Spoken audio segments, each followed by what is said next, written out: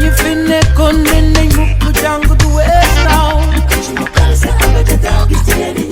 loo doonul tali life is a school yo mag yu baax ñu fi nekkoon ne nañ mukk jàng du wees.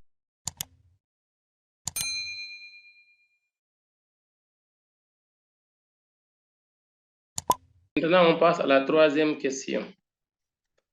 La troisième question nous demande aussi de trouver la vitesse du solide, la vitesse en D.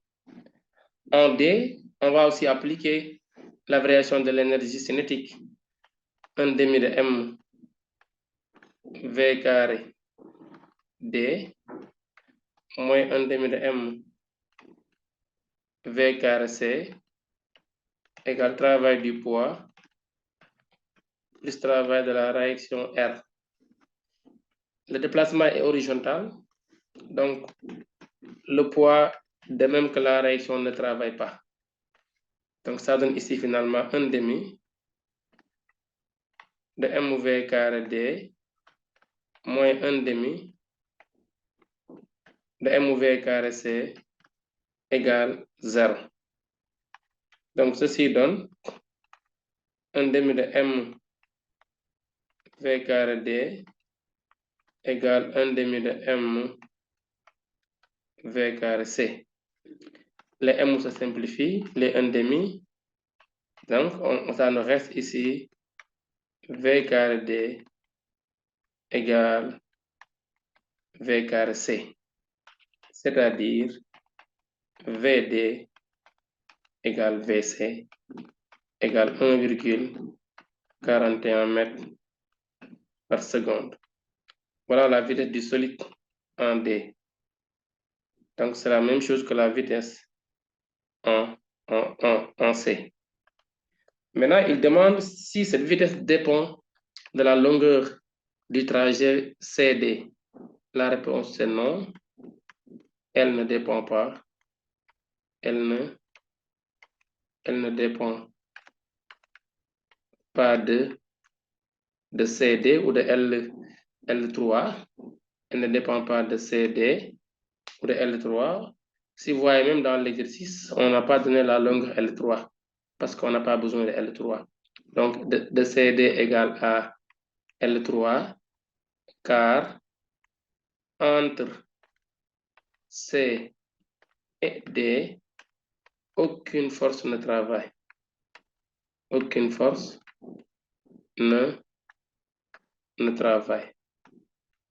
Alors, dans cette formule de delta EC égale somme des travaux des forces appliquées, pour y avoir une longueur, il faut au moins qu'une force travaille durant ce déplacement-là, tout au long de cette longueur. Parce que c'est le travail qui amène les longueurs. Travail égale F, c'est-à-dire le déplacement, F fois AB fois cosinus, etc. Ou en tout cas, si c'est le poids qui travaille, par exemple, on aurait dû avoir mg fois hauteur, et la hauteur serait peut-être exprimée en fonction de L3. Mais comme aucune force ne travaille, d'où maintenant l'expression ne dépend pas de la longueur L3. C'était ça la troisième question. Quatrième question. Petit 4. La vitesse en E. Donc, c'est juste appliquer le théorème de l'énergie cinétique pour cette partie. La vitesse en E. On aura ici un demi de m v carré E, un demi de m v carré E, moins un demi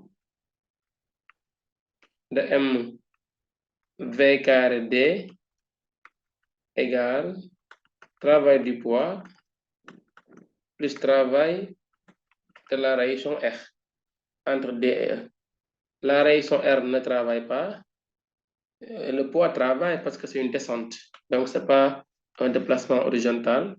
Et ici, la hauteur du déplacement, on va essayer de représenter ça. C'est de là à là. Donc, voilà la hauteur du déplacement. Donc, c'est ça, la hauteur H' du déplacement sur DE. Maintenant, si je remplace ici, ça va me donner 1/2 de mv carré E moins 1/2 de mv carré D égale travail du poids. Le corps descend, le travail est positif. Donc, lorsque le corps montait, on avait ici le travail moins mg fois hauteur. Maintenant, si le corps descend, le travail est positif, on aura plus mg fois hauteur.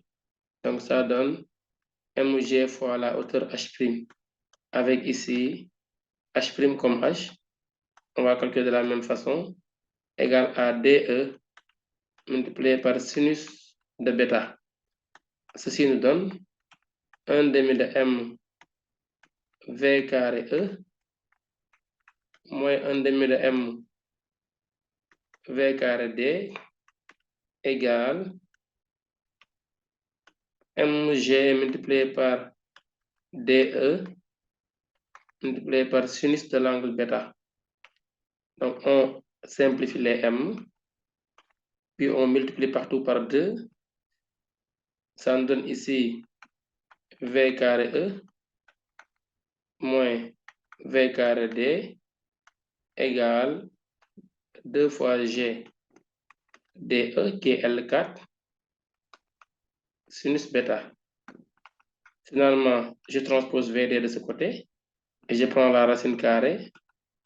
VE égale racine de VD au carré plus 2 fois G DE sinus bêta. Maintenant, on calcule. On fait un remplacement, puis on calcule. Si on le fait, on va trouver ici VE. VE, après calcul, on a ici 4,69. 4,69 mètres par seconde. Voilà la vitesse du solide en E. C'était ça la 4e question. On passe maintenant à la 5e et dernière question.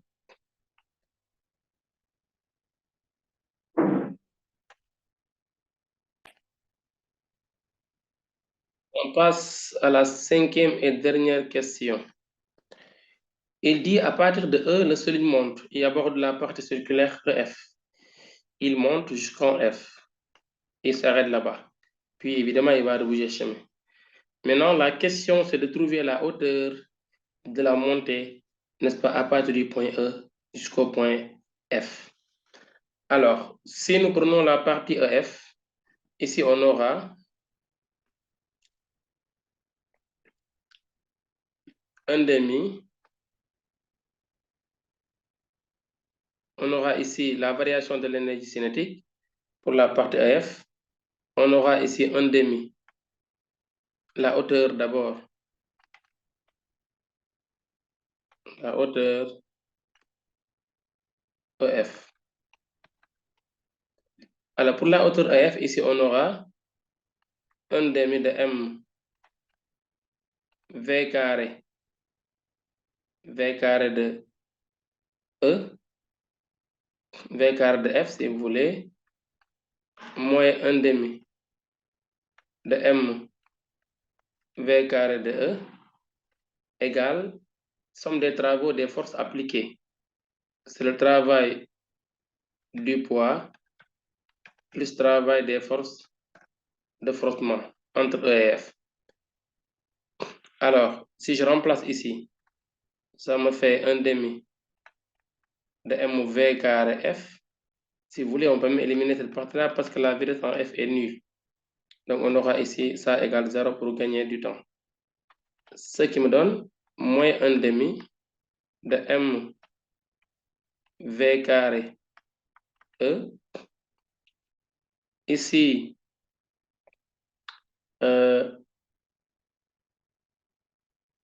égale travail du poids. Si on regarde ici la différence des deux niveaux, donc le corps monte, évidemment. Donc, ça monte à partir du point F, E, il est là, donc il monte jusqu'en C. Ça va descendre jusqu'ici. Maintenant, si on trace là le rayon qui passe par ici, à partir de ce point-là, il commence à monter. Maintenant, Si la hauteur s'est trouvée à partir du point E, c'est la dénivellation à partir de E. Donc, vous voyez, ce qui m'intéresse maintenant, c'est cette partie-là, la hauteur à partir du point E. Autrement dit, maintenant, cette partie-là que je cherche. Évidemment, de là à là, il y a un travail qui est nul. Pourquoi? Parce que les deux points sont au même niveau. Ce point-là, je vais mettre ça en couleur pour mieux comprendre. Ce point-là, E, jusqu'au point, si vous voulez, E', avant l'arrivée en F, ça c'est le point F.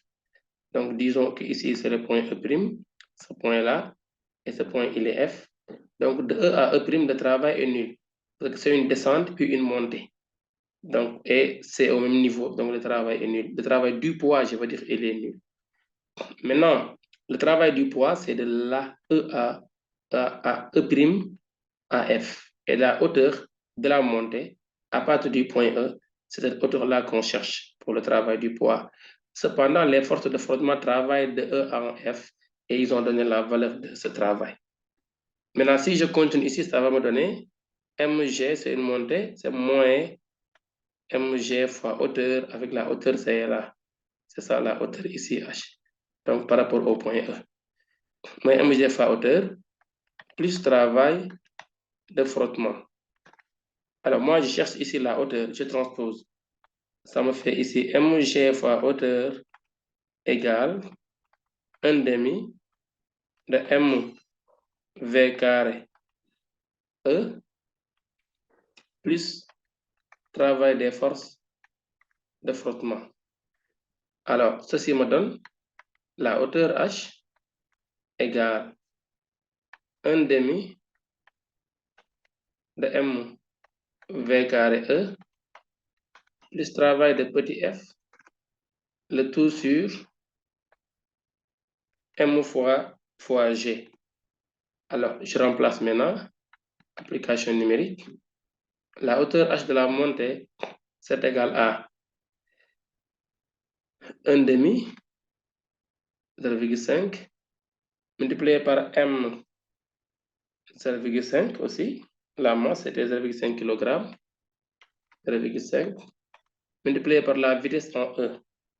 La vitesse en E, c'était 4,69 au carré. Le travail des forces de frottement, c'est en valeur absolue 3. Mais c'est en réalité moins 3 parce que c'est un travail négatif. Le frottement effectue toujours un travail résistant.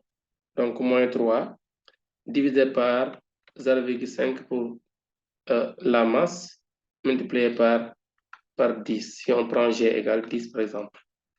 Donc, tout calcul fait me donne la hauteur H égale à 0,49 mètres. C'est ça la hauteur H